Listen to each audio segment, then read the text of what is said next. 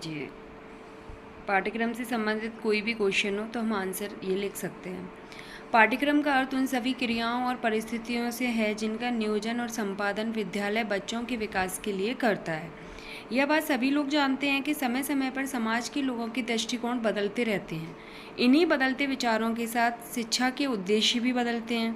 शिक्षा के उद्देश्यों की पूर्ति पाठ्यक्रम द्वारा होती है, अतः पाठ्यक्रम का बदलते रहना स्वाभाविक है। पहले पाठ्यक्रम को संकुचित अर्थ में लिया जाता रहा है, लेकिन वर्तमान पाठ्यक्रम को बहुत अधिक व्यापक रूप में लिया जाता है।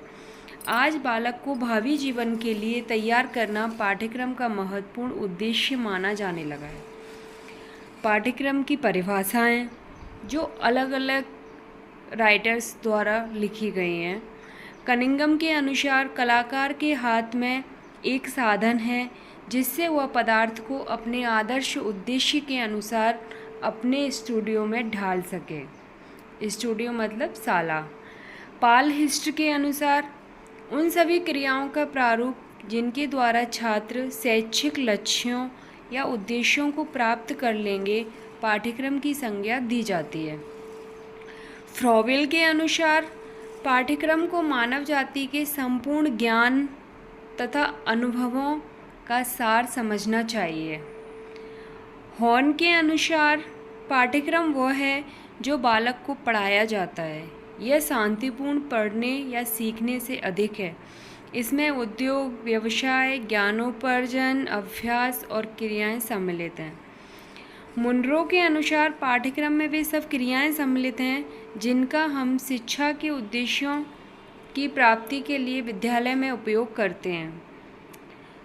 माध्यमिक शिक्षा आयोग के अनुसार पाठ्यक्रम का अर्थ केवल उन सैद्धांतिक विषयों से नहीं है जो विद्यालयों में परंपरागत रूप से पढ़ाए जाते हैं, बल्कि इसमें अनुभवों की वह संपूर्णता भी सम्मिलित होती है जिनको छात्र विद्यालय, कक्षा, पुस्तकालय, प्रयोगशाला, कार्यशाला, खेल के मैदान एवं शिक्षक तथा छात्रों के अनेकों अनौपचारिक संपर्कों से प्राप्त करता है।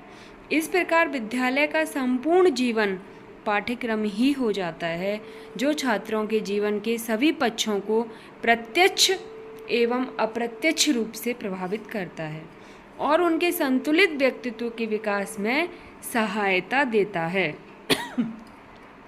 उपरोक्त दी गई पाठ्यक्रम की परिभाषाओं से यह स्पष्ट निकलता है कि पाठ्यक्रम विद्यालय में पढ़ाए जाने वाले विषयों तक ही सीमित नहीं है, बल्कि विद्यालय में नियोजित और संपादित होने वाली सभी क्रियाओं से संबंधित हैं।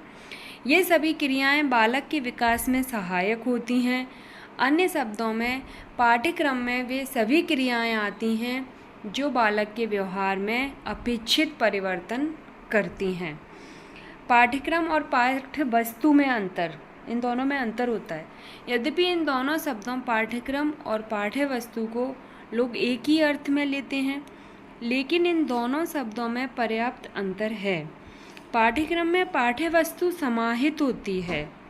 पाठ्य वस्तु का अर्थ है शिक्षण विषय की रूपरेखा जो किसी स्वयं के लिए निर्धारित की जाती है। उदाहरण के लिए हिंदी विषय में हाई स्कूल कक्षा में किन किन उपविषयों की कितनी पाठ्य वस्तु या कितने प्रकरण पढ़ाने के लिए निर्धारित किए जाते हैं जिन पर परीक्षा में प्रश्न पूछे जाएंगे। फलतः शिक्षक विद्यार्थियों को उन्हीं प्रकरणों पर ही पढ़ाकर परीक्षा के लिए तैयार करता है। उन्हीं को हिंदी की पाठ्य वस्तु कहते हैं। पाठ्यक्रम बालक के संपूर्ण विकास, ज्ञानात्मक, भावात्मक, क्रियात्मक, शारीरिक, सामाजिक से संबंध रखता है। विद्यालयों में शिक्षण की क्रियाओं का संबंध अधिकतर ज्ञानात्मक पक्ष से होता है।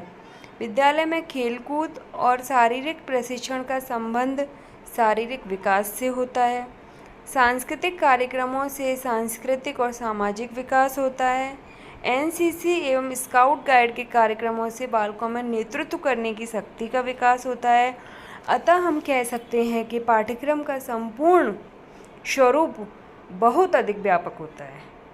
पाठ्यवस्तु सिलेबस केवल मुद्रित संदर्शिका है जो एक बतलाती है कि छात्र को क्या सीखना है।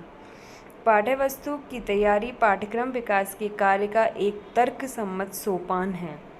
यूनेस्को में प्रकाशित एक लेख में पाठ्यक्रम और पाठ्य वस्तु के अंतर को निम्न प्रकार से स्पष्ट किया गया है।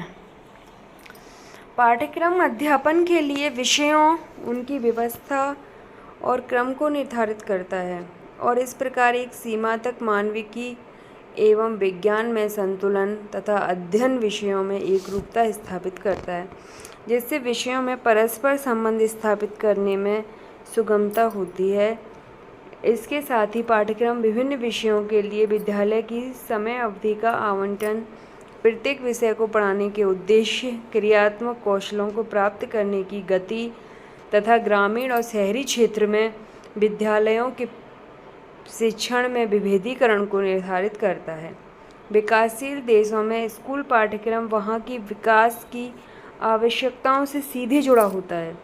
पाठ्य वस्तु निर्धारित पाठ्य वस्तुओं के शिक्षण के लिए अंतःवस्तु उसके ज्ञान की सीमा, छात्रों द्वारा प्राप्त किए जाने वाले कौशलों को निश्चित करता है तथा शैक्षिक सत्र में पढ़ाए जाने वाले व्यक्तिगत पक्षों और निष्कर्षों को विस्तृत जानकारी प्रदान करता है। पाठ्य वस्तु किसी पाठ्य विषय के लिए सीखने के लिए एक विशेष स्तर पर पाठ्य वस्तु का, इसका आगे का आप पढ़ लेना, है ना, एक बार पढ़ लेना, फिर जो जो याद रह जाता है उस हिसाब से हम थ्योरी तो बना सकते हैं। Thank you.